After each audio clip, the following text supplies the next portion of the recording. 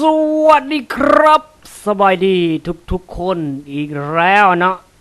ก็สำหรับคลิปนี้เนาะก็คือหลายคนมีคำถามกันมากมายสุดเหลือเกินก็เลยว่าข้าพเจ้าจะมาแนะนำให้เพื่อนๆคนที่ยังบ่ฮู้เนาะโอเคว่าคือหลายคนอาจจะมีคำถามว่าเขาเฮ็ดจังไดแบบนี้นะโอเคเอ้ยนี่เนาะอันนี้คือว่าแฮชแท็กเนาะแฮชแท็กอย่างจะย่างแล้วเนาะ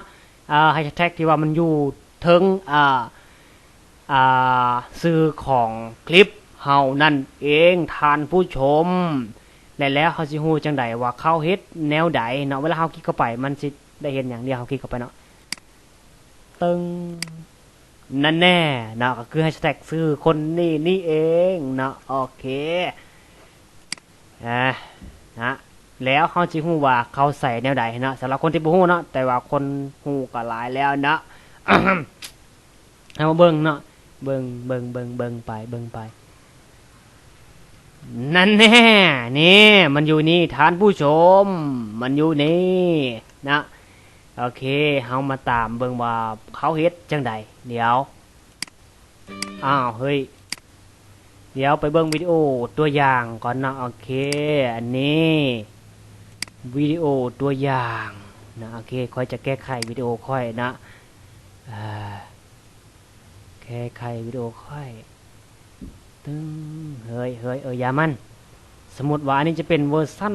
ใหม่เนาะมันเป็นเบต้ามันอาจจะงงแน่นะโอเคตัววังกี้นี้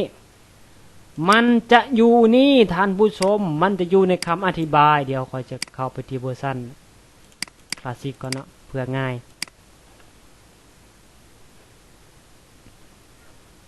อันนี้มันจะอยู่ลุมคำอธิบายของคลิปเฮาเนาะเดี๋ยวค่อยใส่ลำเบิงขอบตัวนี้ใส่เลยแงงเฮ้ยแงงวิธีกูแชทแงงเนี่ยนะใส่ลุมคำอธิบายอย่าลืมว่าต้องใส่ลุมสุดเลยเนาะเดี๋ยวเราไปเช็คลำเบิงว่ามันสิขึ้นบ่นะโอเค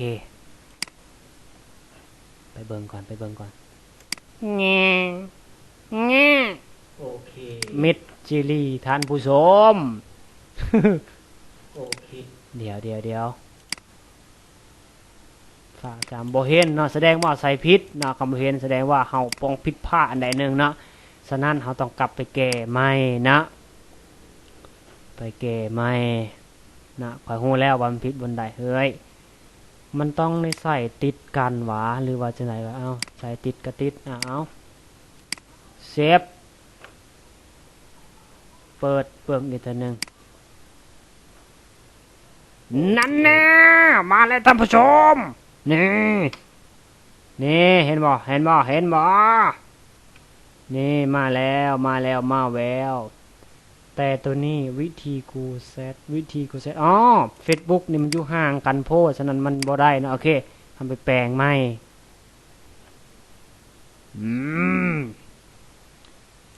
มันคือว่าห่างบ่ได้ห่างนะติดกันอยู่เนาะวิธีกูเซต Facebook หรือว่าคนละภาษาว่ะเอาใส่เข้าไปอีกเนาะนี่เชฟท่านผู้ชมคลิกเข้าไปมาเพียบเลยท่านผู้ชม นี่แหละเนาะหลายคนอาจจะทักถามกันมาเสียเหลือเกินเนาะตัวนี้แหละเขาจะใส่อยู่ลุมคำบรรยายนั่นเองโอ้ตอนนี้ได้3 วิวแล้วเนาะวิวไปวิวมา โอเคนะสำหรับคลิปนี้ก็เอาไว้ซ้ำนี่พบกันใหม่ในคลิปหน้าอย่าลืมกดไลค์กดแชร์และกด Subscribe ส่องกันแล้วกันได้ท่านผู้ชม